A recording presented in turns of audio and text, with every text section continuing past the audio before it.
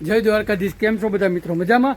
હું અત્યારે જો તળાજાથી ઉંસડી ગામે આવ્યો છું. હું અને હબીબભાઈ દોરા અમારી યારે અમે બે વરસાદમાં પલળવી છીએ. અત્યારે વરસાદમાં પલળતા અત્યારે અમે તળાજા તાલુકાના ઉંસડી ગામે ભીખાભાઈ કરીને છે, જે કુંભાર પરિવાર છે, કુંભારના ઘરે અમે આવેલા છીએ. અત્યારે તમને દેખાડું એનું ઘર આગળ છે, જો દેખાડું. આ એમનું ઘર છે, જો એની પરિસ્થિતિ ઘરની.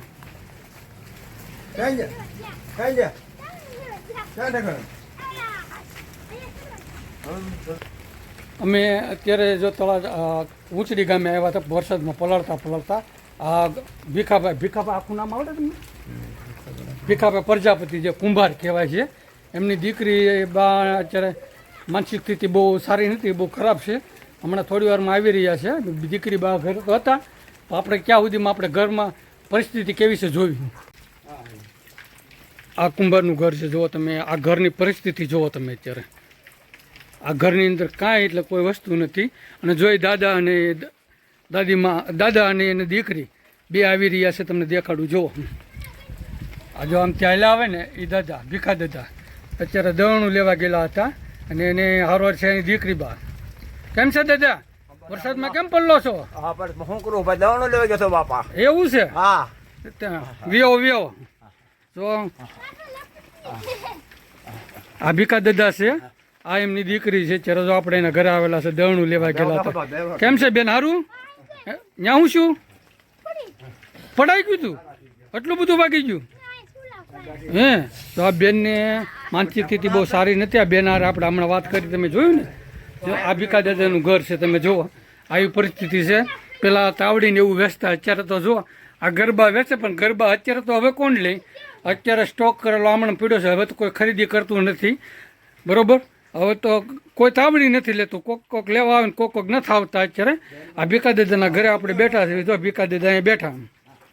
ભીખા દાદા, તબિયત પાણી કેમ છે તમારા? સારો છે ને? દમ સડે છે? હા, સડી જાય એમ? ટીબી છે તમને? બરોબર. તો દર્શક મિત્રો, આપણે 3 મહિના ચાલે ને એટલે કરિયાણાની કીટ આપણે લેવા છે. કરિયાણાની કીટના દાતા મને નામ દેવાની શોખી ના પાડી છે. અને જે ઓફિસર છે ને, ઓફિસર મને કીધું કે ઓફિસર સાહેબે મને એમ કીધું, મારું કોઈ પણ જાતનું નામ ન દેતા, રામ ભરોસે કરિયાણાની કીટ આપજો. તો આપણે એ સુરતવાળા તરફથી જે રામ ભરોસે કરિયાણાની કીટ આવી છે ને, એ આપણે અહીંયા ભીખા દાદાને અર્પણ કરીશું. આપણે અત્યારે હાલમાં તળાજાના ઉંચડી ગામે આવેલા છીએ, જે ભીખા દાદા કરીને કહેવાય. ભીખા દાદા, તમારું આખું નામ શું છે? ભીખાભાઈ જેરામભાઈ સોલંકી. ભીખાભાઈ જેરામભાઈ સોલંકી, ખાતે પ્રજાપતિ કુંભાર. કુંભાર ભીખાભાઈ જેરામભાઈ પ્રજાપતિ. બરોબર. કુંભાર ભીખાભાઈ જેરામભાઈ પ્રજાપતિ. તો આ 3 મહિનાનું કરિયાણું તમને અર્પણ કરવામાં આવ્યું છે. કેમ છે બેન, તબિયત પાણી? કાલ દવા લેવા જાવ ને દવાખાને? હા. તો આ 3 મહિનાનું કરિયાણું છે ને ભીખા દાદા, એક સુરતવાળાએ આપેલું છે. સુરતવાળાએ નામ દેવાની ના પાડી. આ સુરતવાળા તરફથી રામ ભરોસે તમને આ 3 મહિનાનું કરિયાણું અર્પણ કરવામાં આવ્યું. તમે રાજી છો એનાથી? રાજી બાપા, રાજી. એને તમે શું કહેશો જે વ્યક્તિએ તમને કરિયાણું આપ્યું એને? ભાઈ ભગવાન દારૂ બાપા સારું કરે, મને એ આવડે, બીજું હું આવડે.